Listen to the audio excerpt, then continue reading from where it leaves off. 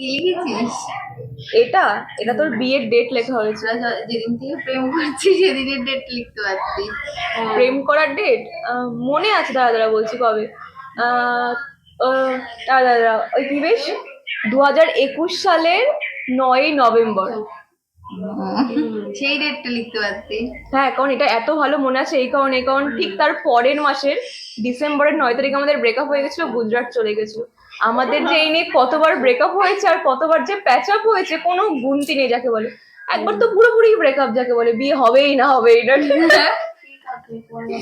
আবার যে কি করে জোড়াতালি লেগে গেল ভগবান। কালকে তোর বিয়ে সেটা বল। বাগানে যা,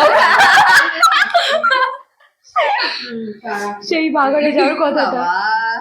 আমি ভাবছি বাদুরটা মনে হয় আমাদের বিয়েটাই দেখতে এসেছিল নাকি। হ্যাঁ না, অ্যাকচুয়ালি কিন্তু আমার বান্ধবী, গাইস আমার বান্ধবীকে একটু দেখাও, ঠিক আছে? আর এটা কালকে মানে কাল রাত 8টার পরে আপনি আমার ননদ হয়ে যাবেন, এখনো হননি, ঠিক আছে? আচ্ছা তাই হোক।